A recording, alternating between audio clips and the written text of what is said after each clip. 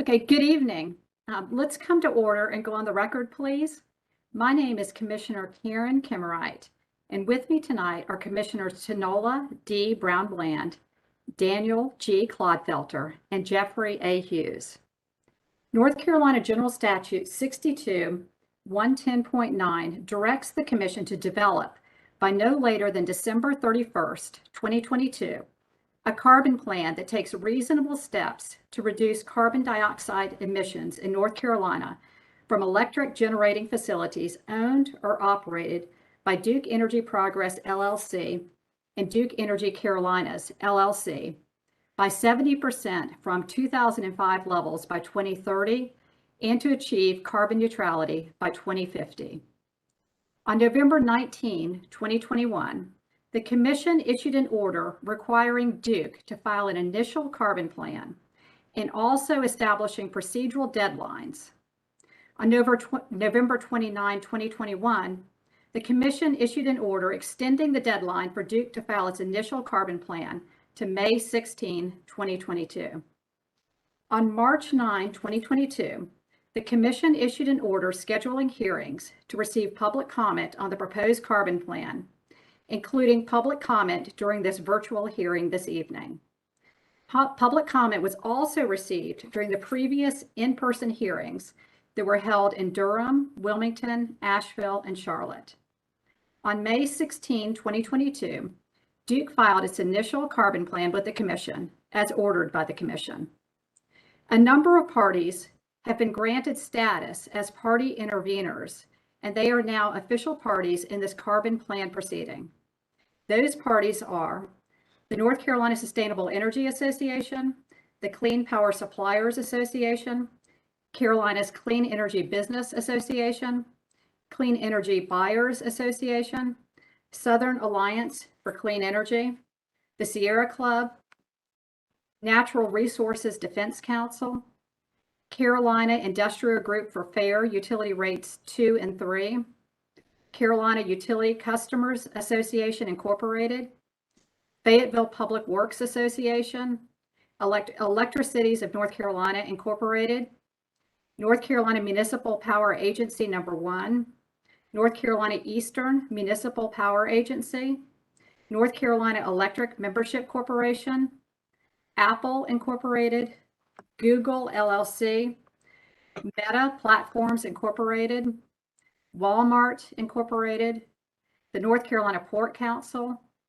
NC Warren, Appalachian Voices, Broad River Energy LLC, RWE Offshore Wind Holdings LLC, Avangrid Renewables LLC, Person County, North Carolina, and the City of Charlotte, North Carolina.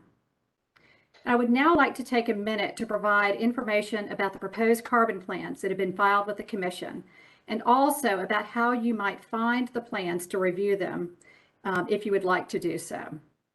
Many of the organizations that have formally intervened as parties have filed comments on Duke's proposed carbon plan, and some of the parties have filed their own proposed carbon plans with the Commission. If you would like to review the proposed carbon plans and the many comments that have been filed about the plans, you may find them on the Commission's website at www.ncuc.net under docket number E-100 sub 179. Anyone who wishes to file written comments about their thoughts about the proposed carbon plans may do so by filing comments in the Commission's docket, which again is docket number E-100 sub 179. And now we'll move forward with the hearing this evening. In compliance with the State Ethics Act, I remind all members of the Commission of their duty to avoid conflicts of interest and inquire if any commissioner has any known conflict of interest with respect to the matter coming before the Commission this evening. Please let the record reflect that no conflicts were identified.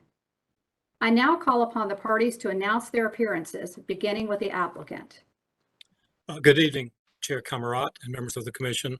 Robert Kaler, appearing on behalf of Duke Energy Carolinas LLC and Duke Energy Progress LLC. Thank you, Mr. Kaler. Good evening, Commissioners, and thank you. My name is Ann Keyworth, and with me tonight is William Freeman. We're here with the public staff on behalf of the using and consuming public. Thank you, Ms. Keyworth and Mr. Freeman. And before we begin, are there any preliminary matters that we need to address? Duke is not aware of any. And regarding the public staff, Ms. Keyworth? Nothing from the public staff, thank you. And do any of the parties wish to make an opening statement? Duke does not wish to make an opening statement. Okay. And neither does the public staff, thank you. And also, before we begin, I'd like to explain the process that we will use this evening. We greatly appreciate everyone taking the time to be here this evening to provide your views on this important matter, and we look forward to hearing from you. Because the Commission functions like a court in this proceeding, we cannot respond to any questions that you might have. Instead, we are here tonight to hear from you and to receive evidence in the form of your testimony. If you do have any questions, you may speak with the public staff after the hearing. The public staff is the party in this case that represents you, the using and consuming public. You may also contact the public staff to coordinate any questions that you might have for Duke. And as far as logistics, you will be asked to speak in the order in which you have called into the hearing. When it is your turn to speak, you will be unmuted and you will hear a beep to indicate that you are no longer on mute. At that time, I will ask you to state your name, and then I will ask that you affirm your testimony. After you have affirmed your testimony, I will again ask that you state your name and also that you provide your address for the record. And then you may begin providing your testimony. Your testimony will be transcribed by the court reporter, so please be sure to speak clearly and slowly. And if you are watching the video of the proceeding via YouTube, please be sure to mute your computer when you begin speaking so that there will be no backfeed during your testimony. And when your testimony is complete, the attorneys for the parties and the commissioners will have an opportunity to ask you questions. Any questions that you might be asked are not to challenge your testimony, but instead to make sure that everyone understands your testimony. And each witness will have 3 minutes to give testimony. And the 3-minute time period will begin when you start making your statement. I will let you know when your time is up. And if your time is up, I will ask that you please wrap up your testimony. And with that, we are now ready to proceed with the first witness.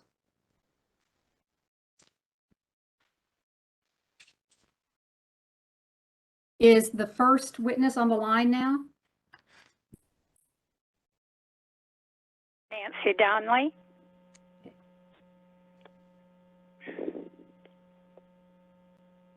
Ms. Donnelly, I'm going to begin by asking you to affirm your testimony. Do you solemnly affirm that the testimony that you're about to give in this case shall be the truth, the whole truth, and nothing but the truth? I do. And please go ahead and state your name and address for the record. Yes. Thank you for providing me with this opportunity to speak. My name is Nancy Donnelly. I'm a resident of Moore County, and I'm a customer of Duke Progress Energy. And can you provide your residential address, please? Yes, 81 Pine Ridge Drive, Whispering Pines, North Carolina. Thank you. And please go ahead and provide your testimony. Thank you. I'm speaking tonight to address the shortcomings of Duke's proposed carbon plan. The big question for you, the Utilities Commission, is how can you meet or exceed the 70% reduction in climate pollution that was referred to by 2030 and achieve carbon neutrality by 2050? Certainly not by delaying the closing of coal plants. The longer this delay, the more it will cost us as ratepayers. We certainly can't meet these goals by building new dirty gas plants that we'll still be paying for long after they're obsolete. We cannot rely on methane gas to cut down on our carbon emissions. We don't have the time to waste. Why can't Duke lead by investing in renewable energy? We have the sun, we have the wind as resources to further develop, and the cost involved to do so has dropped significantly. Duke should be heavily investing in rooftop solar systems, battery storage, wind turbines, community solar programs. Also, shouldn't energy efficient targets be greatly increased? And why shouldn't industrial consumers of electricity be given the option of opting out of energy efficiency programs? Duke should be pushing for us joining RGGI, which would protect low to middle income ratepayers from increases on their utility bills. As a company acting in the public interest, I think Duke Energy should end all political spending, financing lobbyists and the regulators of their monopoly. We can do better than that in North Carolina. These are some of the issues I feel need to be addressed in this carbon plan. Over the years, Duke has greatly underinvested in electricity transmission. I trust that the Utility Commission will make sure that Duke's carbon plan will prioritize investments in clean energy sources so that we can truly meet those carbon reduction targets that were set by HB 951. As consumers, we are counting on you to do so. Thank you very much. Thank you, Ms. Donnelly. Are there any questions of Ms. Donnelly? None from Duke Energy. None from the public staff. Thank you. Seeing that there are no questions, I want to thank you for your testimony, and you may be excused. Thank you. Is the next witness on the line? Matthew Mayers. Am I next? I heard a beep. Mr. Mayers, okay. Mr. Mayers, I'll begin by affirming your testimony. Do you solemnly affirm that the testimony that you're about to give in this case shall be the truth, the whole truth, and nothing but the truth? I do. And can you state your name again and also your residential address? Yes, my name is Matthew Mayers, and I live at 2844 Wesleyan Lane in Winston-Salem, North Carolina, 27106. Thank you, and please go ahead and provide your testimony. Thank you, and good evening. I'm testifying tonight to provide a perspective of a Duke Energy ratepayer. I am in the Duke Energy Carolinas area.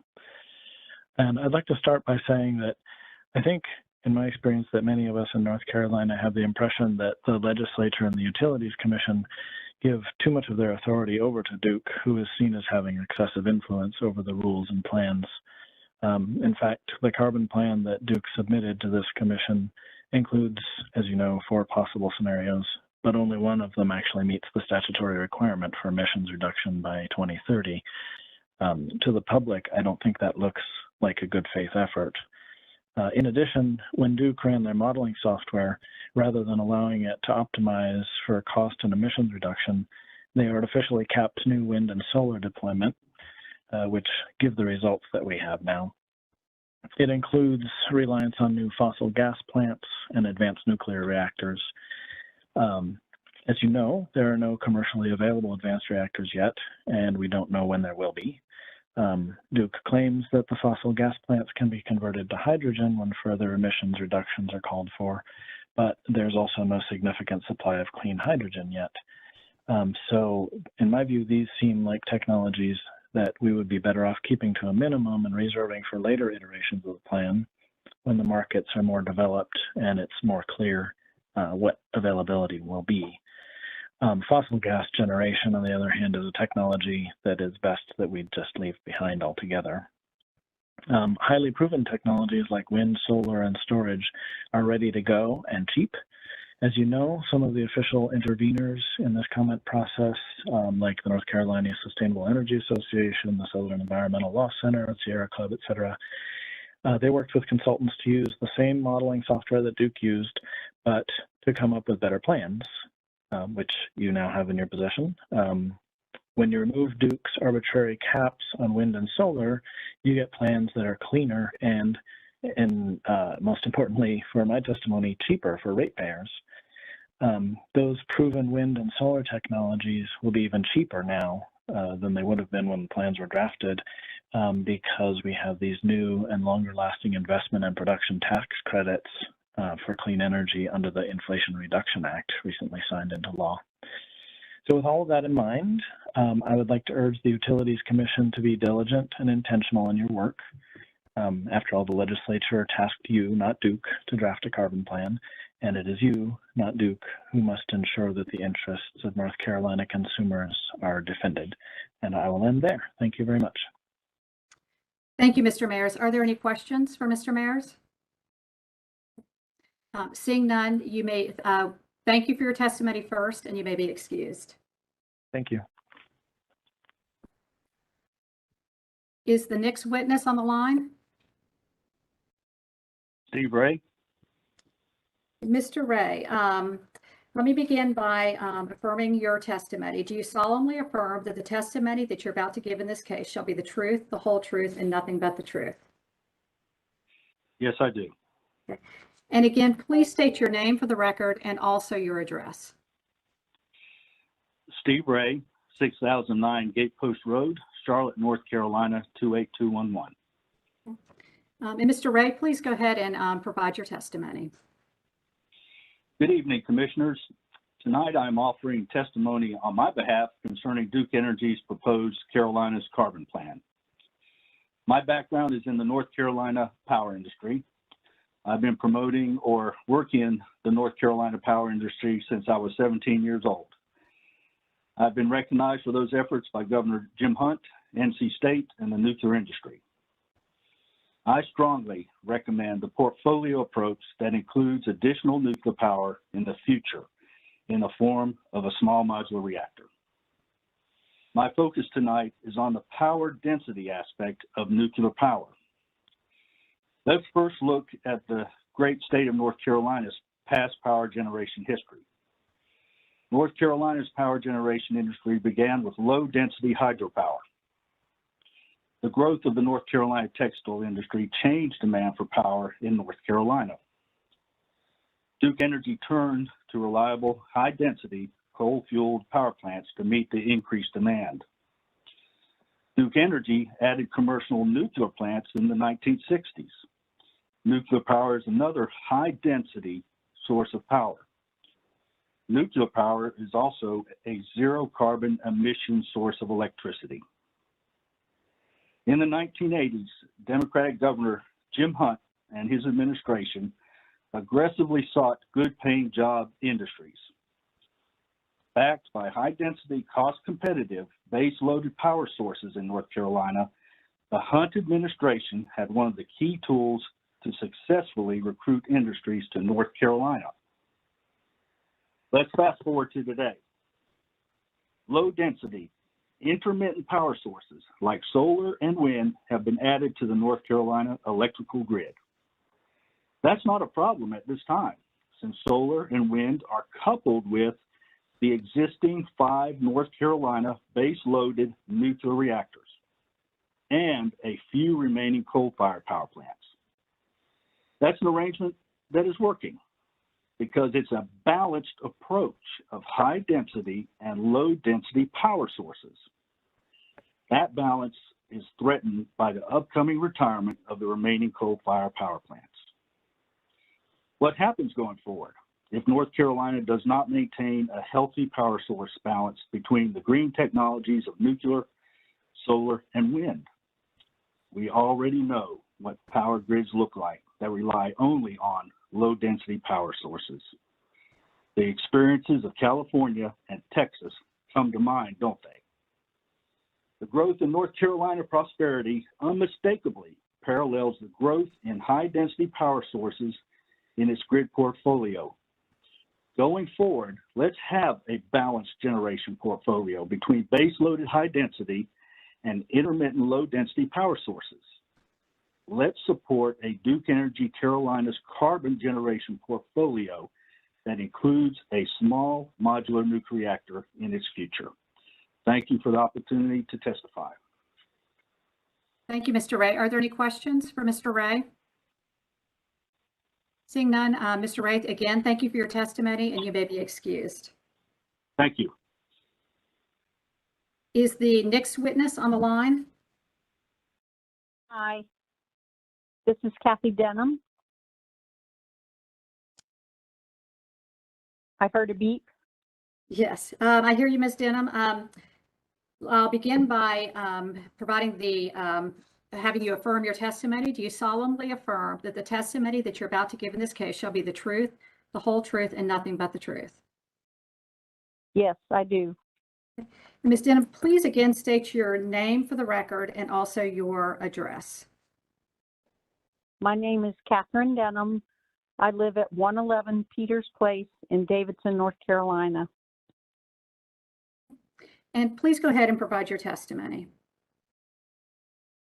Yes, I am providing testimony because I'm a mother of two and an elementary school teacher. I teach science, and I wanted to provide testimony because I just want the North Carolina Utilities Commission to listen to the better carbon, the people, to the organizations who have submitted better carbon plans, because I teach children and children are our future, and we have to provide a future for our children, and the only way to do that is to embrace the plans that have been submitted by the organizations other than Duke, because Duke Power has not submitted a plan that goes far enough to ensure our children's future. We need to reduce carbon more, faster, and the way we do that is in a number of ways. The first three witnesses have all provided excellent testimony as to ways that we can improve lowering our carbon emissions faster. We need to do that. And Duke, the North Carolina Utilities Commission, is charged with coming up with the plan that will help us do that to ensure our children's future. We need to close coal plants. We need to not build gas plants. We need to go solar. And we also need to engage in better conservation education, because conserving energy is energy. It is carbon that is not being spewed into the environment. And I wanted my testimony to be quite brief because I am not an expert. However, I do teach science, and I see the effects of global warming now. And North Carolina needs to take, the Utilities Commission needs to take decisive action to lower our carbon footprint through, and the best way to do it is through a better carbon plan. Thank you. Thank you, Ms. Denham. Are there any questions for Ms. Denham? Okay. Seeing none, Ms. Denham, you may be excused. Thank you. Is the next witness on the line?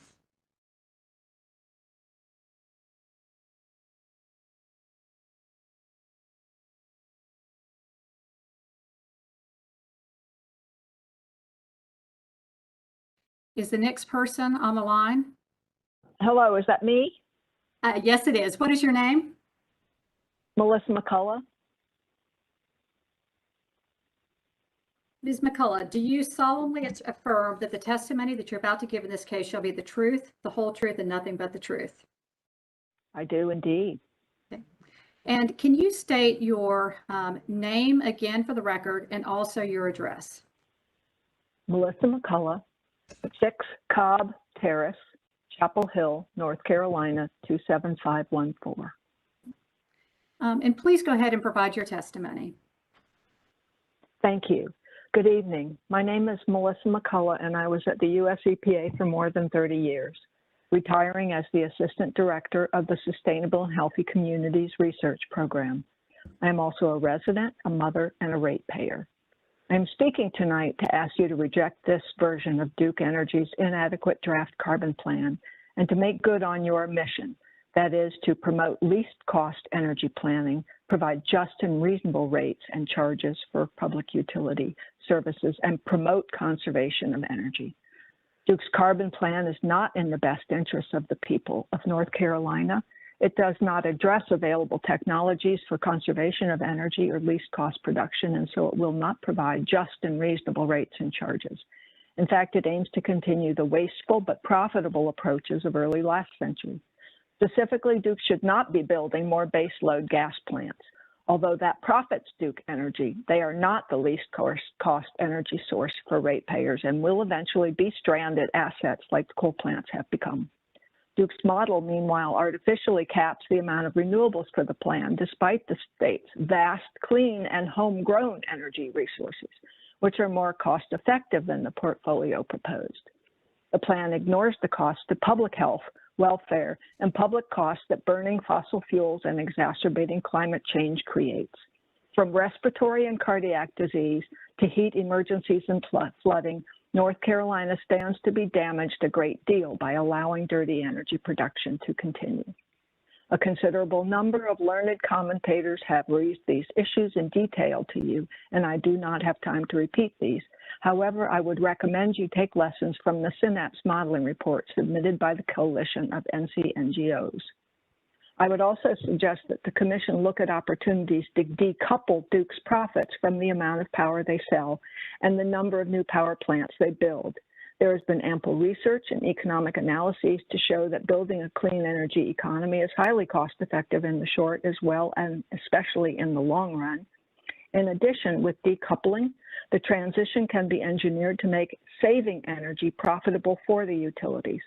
For example, as Amory Lovins of the Rocky Mountain Institute has proposed with megawatts in the past, Duke could put in energy conservation measures and share in the savings with ratepayers, as well as to expand into a needed and growing business area. They can indeed do well by doing good. There are well-documented solutions that are good for public health, ratepayers, and climate resilience, as well as for Duke. Don't let the momentum of using old and dirty technology keep us from seizing the opportunities with the clean and affordable technology that is available now. Please reject the proposed carbon plan. Thank you very much. Thank you, Ms. McCullough. Are there any questions for this witness? You may be excused, and thank you again for your testimony. Thank you. Is the next witness on the line? Yes. Yes. Yes. And what is your name? My name is Quentin Becker. Okay. I am.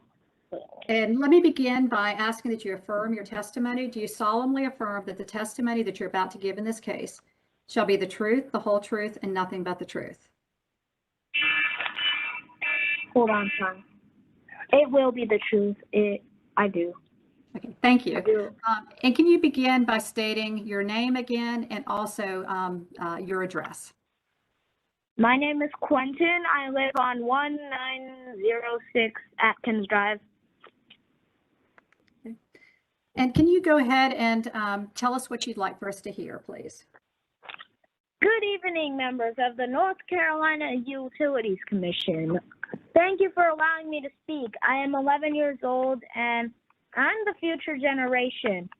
It is my generation that will have to deal with the damaged climate that we faced that earlier generations created.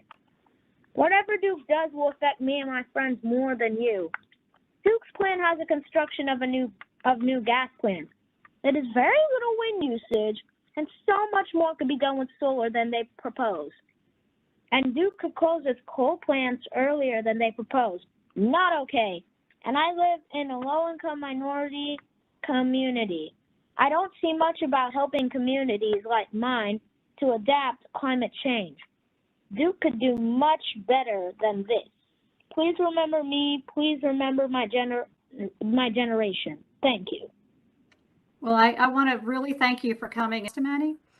Are there any questions for Mr. Becker? Yes. Okay, Go Commissioner ahead. Brown Yep, Bland. go ahead. I think public staff's got a question. Just a quick question, Quentin, can you just clarify your town or city? Raleigh, North Carolina. Thanks, Quentin, appreciate it. That was my question. So Are there any additional questions? Quentin, thank you for your testimony, and you may be excused. Thank you. Is the next witness on the line? Lori O'Loughlin. Ms. O'Loughlin, do you solemnly affirm that the testimony that you're about to give in this case shall be the truth, the whole truth, and nothing but the truth? I do. And please state your name again and your address for the record. It's Lori O'Loughlin, 4 Castlewood Lane, Pinehurst, North Carolina, 28374. Thank you. And please go ahead and give us your testimony. I salute my fellow witnesses, and this is for Quentin. I appreciate fossil fuels. They have brought incredible levels of convenient construction, technology, travel, and jobs over the century plus they've been in use. But as in the art of tidying up, it is now time to touch and thank fossil fuels for their great service and let them go. It is now time to turn clean, renewable energy sources, just as it's time to replace that old favorite worn-out sweater with a newer, prettier, and more comfortable one without holes. Duke Energy should be the vanguard of this conversion to new energy sources. American industry has always embraced innovation and new technology. Why isn't Duke doing the same? Why does Duke plan to replace coal plants with dirty gas-fired plants to be obsolete, stranded assets before even 10 years? Why won't Duke replace these coal-fired plants now with a combination of solar, wind, and other renewable energy sources and let those old fossil plants retire? We need to reduce greenhouse gas emissions worldwide to zero by 2050. That's only 28 years away.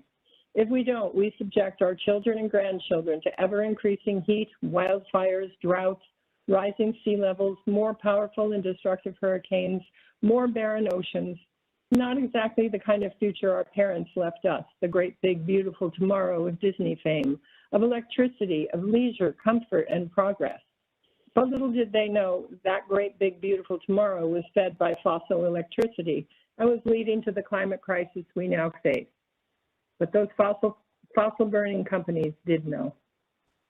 Every moment burning fossil fuel brings us farther from our goal, increases the greenhouse effect heating up our world, and takes us farther away from solving this crisis and closer to the tipping point when the effects of global warming cannot be reversed, when we cannot go back even to today's relative comfort. Do we really want to leave that legacy to Quentin, our children and grandchildren, a terrible, horrible, no good, very bad future? So why build even one more dirty fossil plant? What stops Duke from right now pledging to retire all of their fossil plants, replacing each one with clean, renewable energy sources, and never build another dirty fossil plant? What stops Duke from taking that path of innovation and creativity to give us that real great big beautiful tomorrow? Wind power off the coast, in the mountains, solar power in farms, on every rooftop possible, EV charging stations everywhere. Why won't Duke turn its profits to producing clean energy and bless and release fossil fuels? Duke has the great opportunity right now to lead us into the future of renewable energy for electricity, that great big beautiful tomorrow. Duke has the opportunity to help create thousands of new jobs and show the people of North Carolina the wonders of clean, renewable energy. I urge the Utilities Commission to once again send Duke back to the drawing board to find the way forward without new fossil plants of any sort, with innovative and exciting new renewable technology, with a true commitment to zero emissions by 2050. We owe it to ourselves, our children and grandchildren, and Quentin. We can't wait even one more fossil fueled minute. Thank you. Thank you. Are there any questions for Ms. O'Loughlin? Ms. O'Loughlin, thank you for your testimony, and you may be excused. Thank you very much. Is the next witness on the line? Jane Malwitz.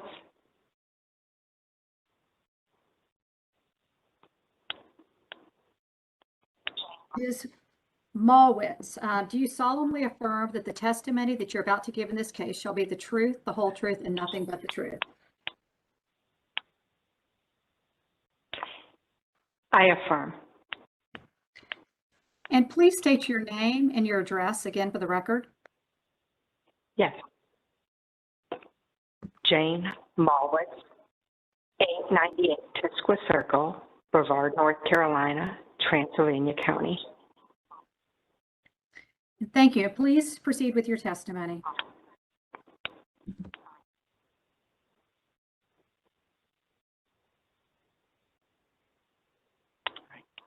Thank you. Good evening. Thank you for your public service and the opportunity to testify today. I am presenting on my concern for the economic impact and to bring a voice for people that are not members of any groups and may not be as aware and will be strongly affected by the decisions being made. Please note, I am not an industry expert, and my testimony is based on studying the available information and looking at the data. My first concern is for the people of Transylvania County. According to the census data, 31.3% of the population is over the age of 65, and 12.6% of the people are living below the poverty line.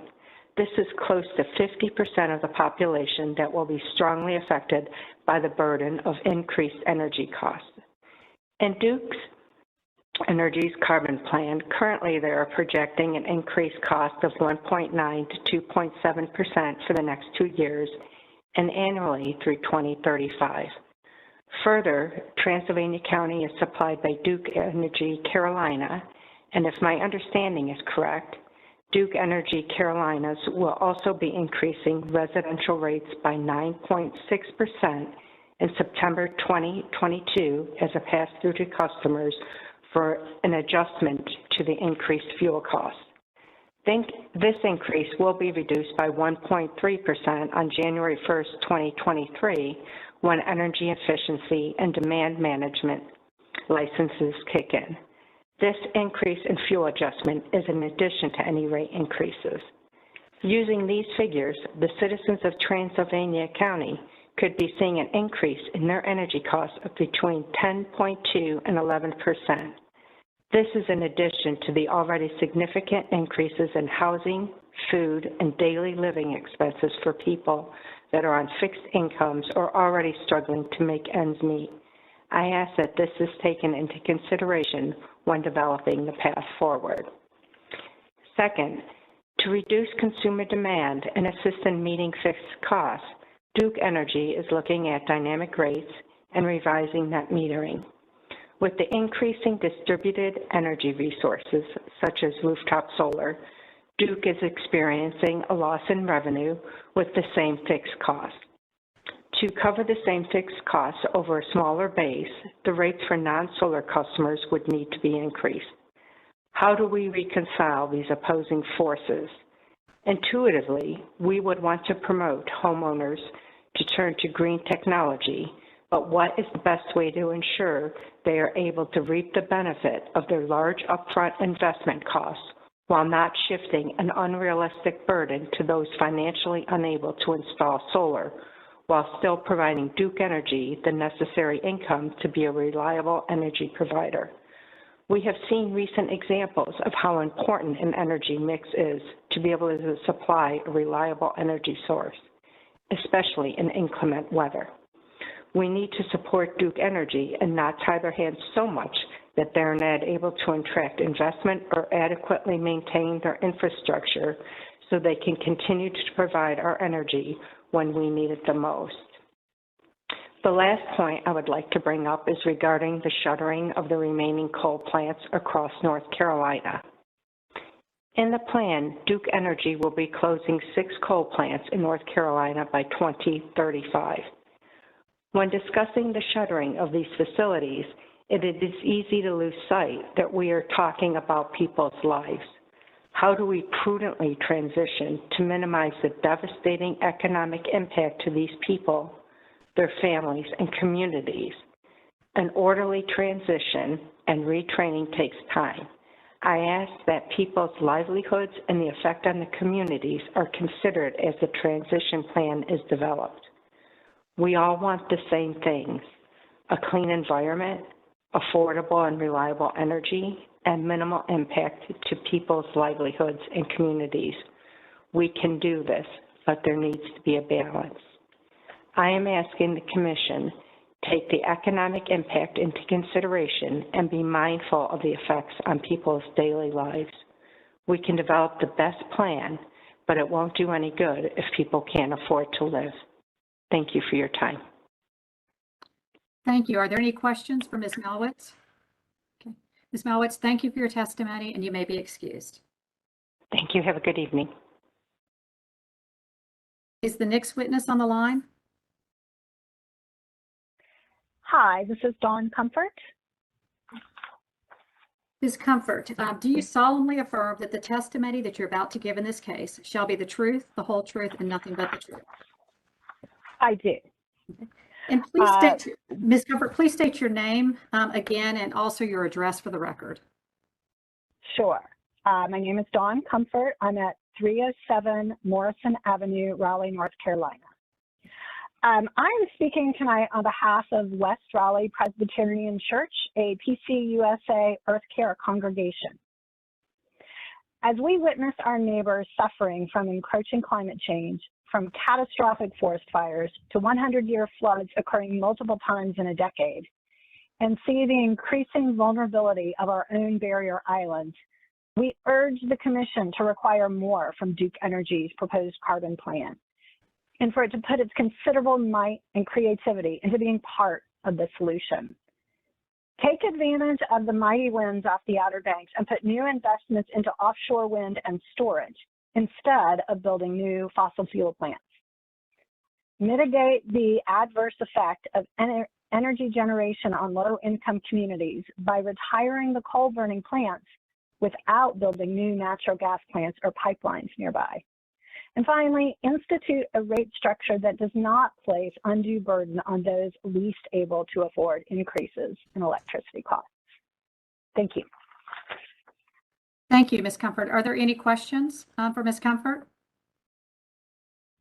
Seeing none, thank you for your testimony, and you may be excused. Thank you. Is the next witness on the line?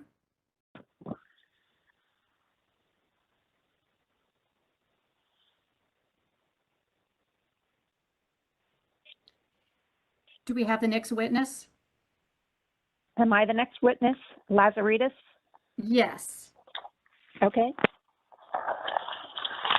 Ms. Lazaridis, do you solemnly affirm that the testimony that you're about to give in this case shall be the truth, the whole truth, and nothing but the truth? I do. And please state your name and address for the record. And Lazaridis, 2319 West Club Boulevard, Durham, North Carolina. Thank you. And please go ahead and provide your testimony. Thank you. A feature of the Duke Energy Carbon Plan is modest growth in clean energy use and continued reliance on replacing coal combustion with gas combustion. As the goal of the clean energy and carbon plans is to mitigate climate change, it is crucial that the plans account for climate impacts. To clarify the importance and feasibility of doing this, I have prepared a summary of the climate forcing and thermal impact of the utility's primary strategy, which is replacing coal-fired generation with gas-fired generation.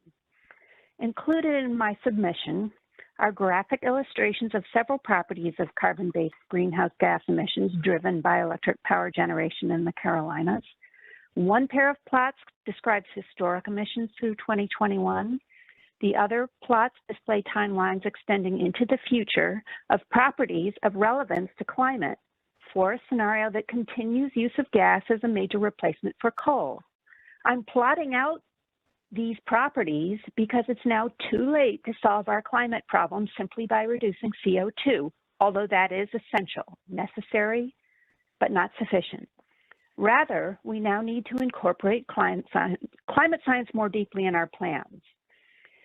So for those of you who have received the report, first there's a pair of plots of emissions from our coal and gas plants since 2005. One plot with CO2 emissions, another with CO2 equivalent emissions that include the contributions of both CO2 and CH4, the other carbon-based greenhouse gas. Next is a timeline of greenhouse gas accumulated in the atmosphere through 2050 for this scenario based on our contributions of both carbon-based gases, CO2 and methane. Thirdly is a timeline of surface warming consequent to the accumulated gas in arbitrary units so the viewer can either simply view the trend or further consider what the global temperature would be like if global emissions were like the emissions associated with our electricity use.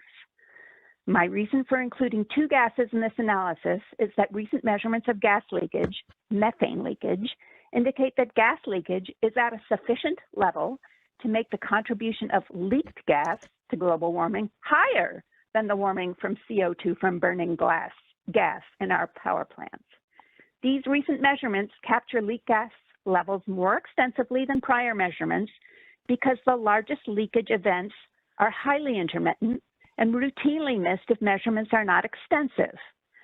The plots, broken out by greenhouse gas, show that in the next several decades, during our period of CO2 reduction, atmospheric greenhouse forcing will grow because of methane emitted because of market forces we create. If the growth in atmospheric greenhouse forcing due to our resource choices were to be reproduced throughout the globe, anthropogenic climate forcing would drive global temperature change through 1.5 degrees Celsius, roughly at the first checkpoint time in our carbon planning goals. The only way to avoid this outcome is through aggressive reduction of both greenhouse gases, as can be achieved through selection of clean energy resources. Many contributions to this docket have illuminated pathways to more rapid adoption of clean energy. In this work, in the report I submitted, timelines for thermal forcing and its climate consequences have been presented for one scenario, only the 20-year fuel switch from coal to gas. Methods used, however, are science-based and simple, and these simple methods could be applied to other candidate resource choices. In fact, my proposal is that these methods routinely be used to characterize our resource options, whether or not a specific piece of legislation has identified these metrics as necessary for assessing the climate impact of our choices. Comparison of warming consequences of specific resource choices could quantify the climate cost of, for example, interfering with clean energy transition through poorly implemented resource planning or false solutions, such as increased reliance on gas combustion. Beyond clarifying the consequences of our resource choices, routine use of simple climate impact methods could provide guidance to our governing bodies on how to remedy our imperfect climate mandates. Thank you. Ms. Lazaridis, I'm sorry if I've mispronounced your name, but that's fine. The report that you're referring to, has that been filed in the Commission's docket? I sent it to a NCUC contact yesterday, and I sent it an updated version with supporting information and references today. So I will stay in touch to be sure that the most recent version has made it into the docket or follow any recommendations you may have. So Ms. Keyworth, would you mind contacting the witness after this public hearing to ensure that her report has in fact made it into the Commission's docket?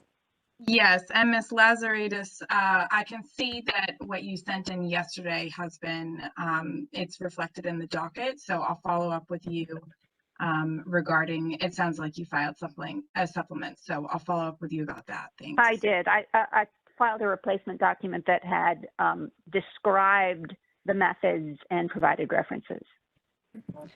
So are there any questions for this witness? Seeing none, thank you for your testimony, and you may be excused. Thank you. And is the next witness on the line? Yes.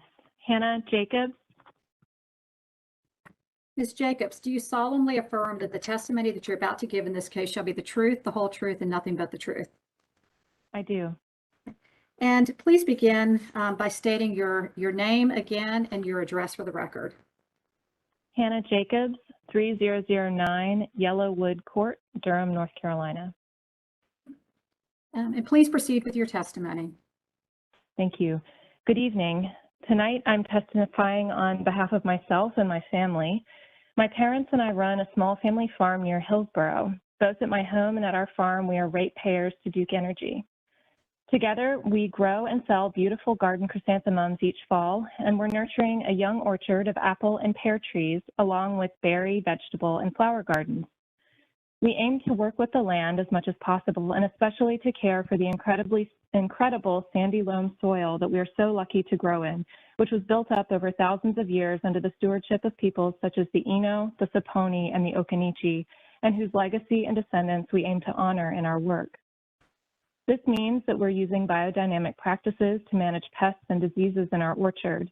In the surrounding fields, we nurture pollinator habitats. In our vegetable and flower beds, we are transitioning to low and no-till bedding methods along with using composting and cover cropping for regeneration. For our chrysanthemums, we are focused on reducing plastic waste through recycling and reuse and partnering with suppliers where we can to minimize environmental impact.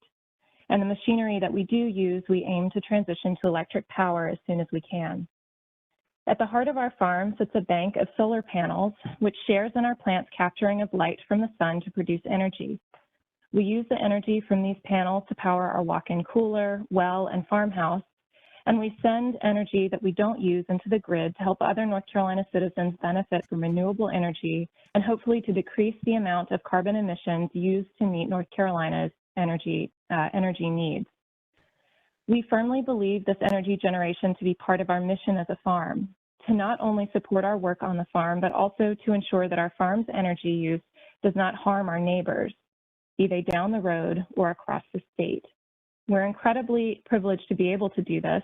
We know that this technology is currently available to only a few who can afford it. We believe that the longer we wait to transition fully away from carbon-emitting energy sources, the more we are endangering ourselves, our loved ones, and our neighbors. Not in the future, but now. All we have to do is look at the news and watch the weather forecast to know that the climate emergency is already here, and small farmers can and should be part of the solution. We want an energy utility that treats citizens as partners, that sees the potential in working together to build a robust solar system, if you will, a grid from which we don't just take the energy we need, but to which we also give energy back. Solar is only one part of the solution to the climate emergency, but it could be a much larger part than has been proposed. We believe that the NCUC and Duke Energy have an important opportunity to make residential and small business solar available to everyone, regardless of income, by expanding current programs and by investing in community solar programs so that we can all be part of the solution. The witnesses preceding me have provided excellent testimony, and I especially call on the Commission to consider an alternative plan to that provided by Duke Energy. Thank you. Are there any questions for Ms. Jacobs? Ms. Jacobs, thank you for your testimony, and you may be excused. Thank you. Is the next witness on the line? Yes, Jesse Ellington. Mr. Ellington, do you solemnly affirm that the testimony that you're about to give in this case shall be the truth, the whole truth, and nothing but the truth? Yes. And please again state your name for the record and also your address. Jesse Ellington, 2121 West Front Street, Burlington, North Carolina, 27215. And please go ahead and provide your testimony. All right. I am the owner of a 6.8 kilowatt PV solar system on the roof of my home with the net metering and with no storage at this time. So my discussion is with regard to small solar systems by homeowners. I have read parts of HB 951 to research Duke's application to revise net metering, and to which that the 3 North Carolina solar installers objected. I'm in agreement that the commission should tread lightly and not disincentivize new rooftop solar.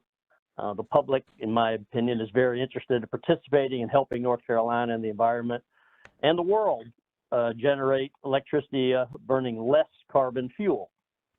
Please remember that Duke Power is a utility monopoly in North Carolina. Its primary mission should be to provide a safe, affordable power to consumers.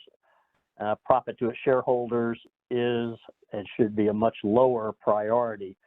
I like the comment about decoupling profits from building generation capacity that burns carbon fuels. That's an excellent point also. Distributed and diverse types of power generation will be the winning solution in the long term. And I would like to see Duke, stated by Duke, more info when they come forward with more information later about the contribution of rooftop solar to North Carolina's electricity need. Maybe they could overlay it against daily consumption. And that's my comment. Thank you. Thank you, Mr. Ellington. Are there any questions for Mr. Ellington? Okay. Again, thank you for your testimony, and you may be excused. Thank you. Is the next witness on the line? Hello, this is Sarah Bickley. Hello. Yes, Ms. Bickley, do you solemnly affirm that the testimony that you're about to give in this case shall be the truth, the whole truth, and nothing but the truth? Yes, I do. Ms. Bickley, again, state your name for the record and also your address. Sure. My name is Sarah Bickley. My address is 12 Streamview Court in Durham, 27713. I'm a Duke customer. I urge the Commission to reject Duke's carbon reduction plan and instead to adopt the alternative plan of the environmental groups. Duke's 4 alternatives that they have put forward rely on small nuclear plants which don't exist in the state yet. So a plan that relies on technology that we don't have yet should not even be considered by the Commission.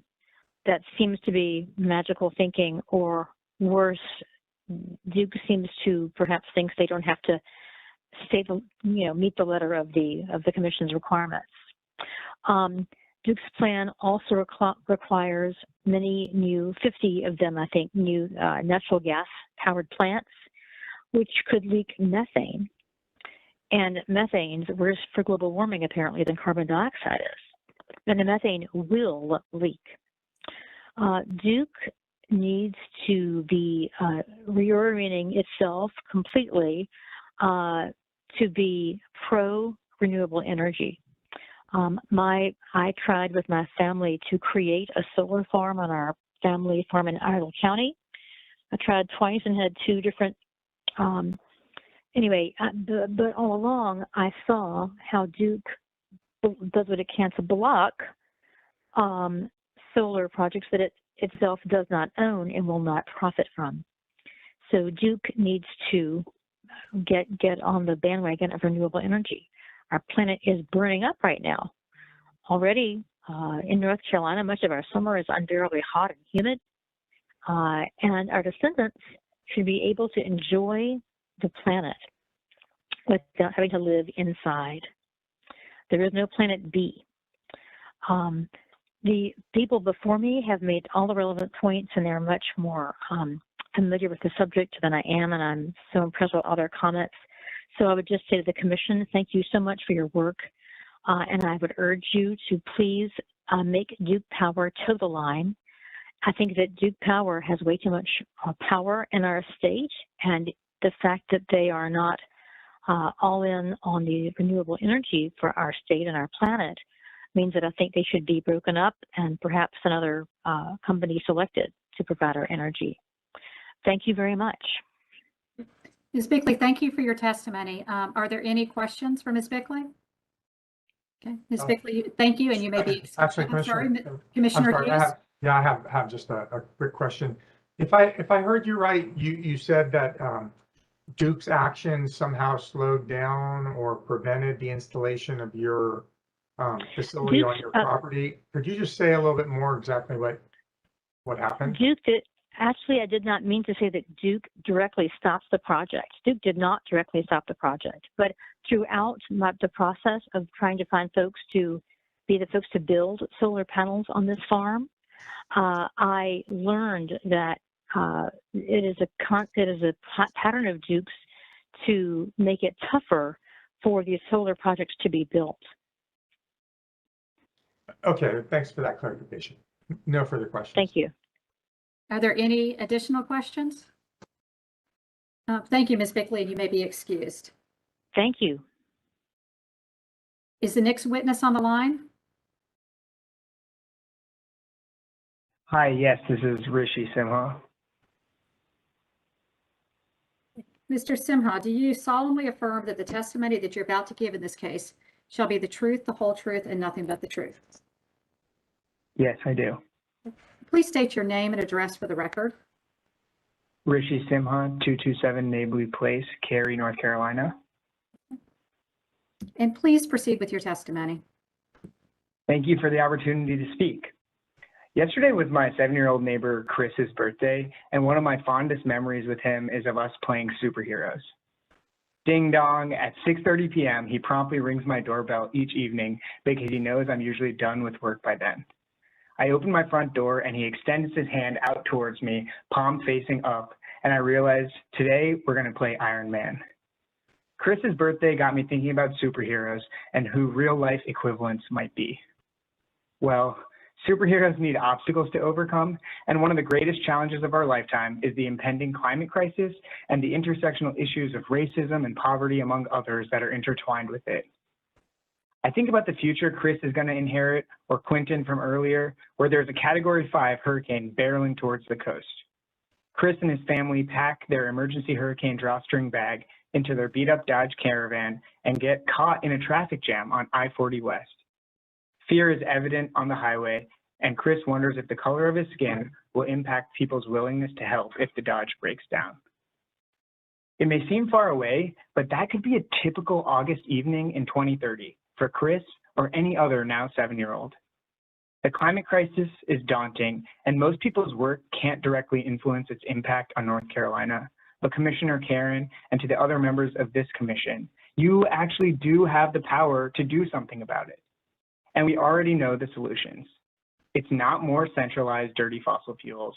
It's not hydrogen methane blends that enable existing fossil fuels. It's not a double speak Duke Energy carbon plant. Again, we know the solutions. It's going to be over 80% solar and wind. It'll have a commensurate level of storage.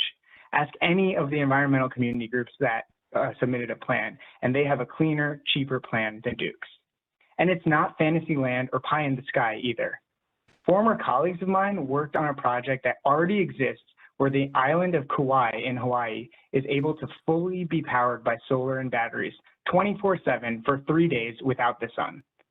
If they were able to transport and install solar and batteries 2,500 miles to the middle of the Pacific Ocean at a lower cost than the grid, there's no reason we can't pull off the equivalent here in the great state of North Carolina. North Carolina is in crisis, and we don't need Iron Man or Superman or Wonder Woman to save us. We've got people with massive power right here on this committee. It's hurricane season right now, and there are enough other villains out there. So what are you going to do? Are you going to approve a carbon plan proposal from Duke that we know doesn't match the speed and scale of the crisis? Or are you going to demand bold climate action on behalf of Chris and Quentin and the 10 million other North Carolinians? You've got the power. Are you going to uphold the status quo, or are you going to be a superhero? Thank you. Thank you. Are there any questions for Mr. Simha? And I apologize if I mispronounced your name. Thank you for your testimony, and you may be excused. Thank you. Is the next witness on the line?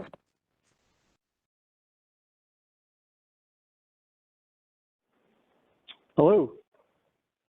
Can you hear me? Yes. What is your name? Bob Rodriguez.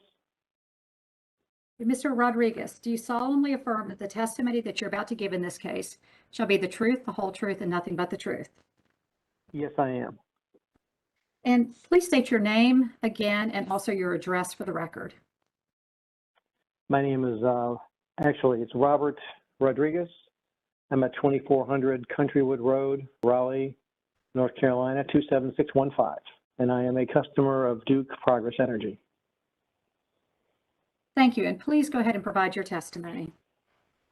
Well, I just want to say thank you for the opportunity to the commissioners and to all members for the opportunity to be able to speak tonight. I will be brief, and I will try not to hit the same points that have already been hit, but I think there are some key themes here. And one is that action sooner rather than later. One is that time, as much as the time is ticking away from my 3 minutes, we can look and just see what's going on in Texas. We can see what's going on in the Southwest. We can see what's going on around the world. I will say this, in my comments for the Duke plan, it is a good start. And the key word here is a start. But I believe that there are places that we need to move faster, that we absolutely positively have to. And as Mr. Quentin said, it is his generation we hold in our hands now, and we need to do this. So let me be brief. First and foremost, I am a ratepayer, or I like to use the word customer. I am also a business person. I am also a person of faith, and I believe we have an obligation to do something about this and to do something fast. I think the concern I have with the Duke plan is it seems to be slanted toward to be able to, with the two scenarios, to be able to achieve, and as Mr. Myers had pointed out earlier, there's only one scenario that really hits the 70% level. And given the half-life or the time constant that we need to do things sooner, the longer we wait, the longer we delay, the worse it's going to be and the more difficult it's going to be. That is why I would like to make the following points. First, the energy efficiency. And I would like to say also, too, that I've also looked at the alternative plans as proposed by the Synapse Analysis. And I would like to encourage people to look at that. And also the Utilities Commission to look at that. And also, as always, to do your own plan, do your own analysis, and compare to see how this works to the Duke plan. So the first item is energy efficiency. I think this is the low-hanging fruit. In my own family, we were able to permanently reduce our usage by close to 40%. That was our first phase. We would like to do a second phase and be much more, even with almost a 50-year-old home, there's a lot that can be done.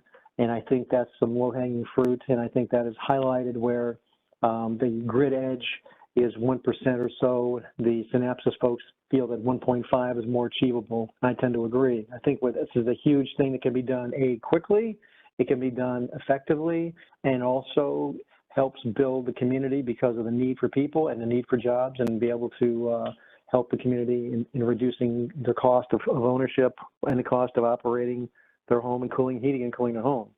Number two would be the quick deployment of solar.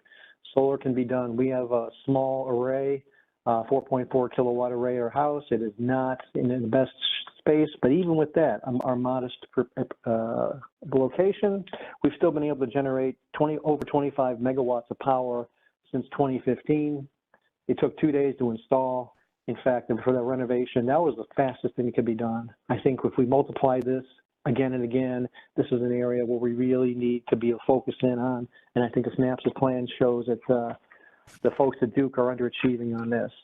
Lastly, I'd like to say is for the aspect of consideration for small modular nuclear reactors, again, the impacts of milling, mining, and enrichment of uranium is not included. The other fact is that those technologies are still yet to be discovered. We have things that are working today that can be done essentially in a 5-year plan. And given the time frame that we have that they're saying, this is from Dr. Mann at Penn State, the end of this decade, we really have to be moving on things. So I just want to say thank you to the commissioners. Thank you all for the opportunity to speak, and my deep concern and commitment as a family for us to do what we can, but also to ask the commissioners to ask more and to go back and look at where we can improve, especially in compared to the Synapsis plan for solar, and for battery storage, which I didn't even mention, but I'll leave that for further discussion. Thank you all. Thank you, Mr. Rodriguez. Commissioner Hughes has a question for you. Sure. Yeah, yes, Mr. Rodriguez, the 40% jumped out, and I know we are all interested in energy efficiency. Is there one or two things that you did that you think had the biggest impact on that? Oh, certainly, Commissioner. Absolutely. It was, here's the good news. It was the basics. It was weatherization. It was, since we had an older home, it was sealing our crawl space, essentially improving our building envelope. So sealing cracks, weatherizing or our crawl space, essentially making it part of a sealed space. We added more insulation, in addition to improving our lighting. At that time, it was more CFLs, but we went to, we've gotten more to LEDs. The other thing that we've done is we actually use two things, would be solar hot water, which was not even mentioned. That has been a big help because for us, that probably helped bring our power bill down, at least for the amount that it takes to heat water, by about 70%. Where there's no sun, we have evacuated tubes. So even on a cloudy day, you get heat. So that's a freebie. The other thing would be increased insulation, improvements in terms of sweeps within the home to be able to isolate versus certain areas. And probably the biggest thing was more insulation up in the attic area. And a radiant barrier. We also have a standing seam metal roof. That'd be great for everybody. We also use that for water collection because we're on a well here in North Wake, but it's also used for holding the solar panels. But a radiant barrier, which essentially is basically aluminum foil, ruggedized aluminum foil. And what that does is instead of our attic being about 130, 140 degrees, it's maybe 1 or 2 degrees above air temperature because it still is open. It's not completely sealed, which certainly can be done now that we didn't do. But those are the things that we did, and I would say within a 2 weeks time frame, all those projects could be completed. They're all pretty simple, and there are plenty of people out there who are competent to do that. So did that help answer your question, Commissioner? It answers it. Thank you very much. Are there any other questions for Mr. Rodriguez? Mr. Rodriguez, thank you for your testimony, and you may be excused. Yeah, thank you all. Thank you, ma'am. Is the next witness on the line? That's all the callers. Since we've now heard from all of the witnesses and callers, is there anything else that needs to be addressed before we're adjourned? And I don't see anything from that anyone thinks needs to be addressed. So that brings us to the conclusion of this evening's public witness hearing, and we are now adjourned. Thank you to everyone for coming and providing testimony. Thank you. Thank you. Thank you. May the interviewer be excused. Yes. Yes. Thank you.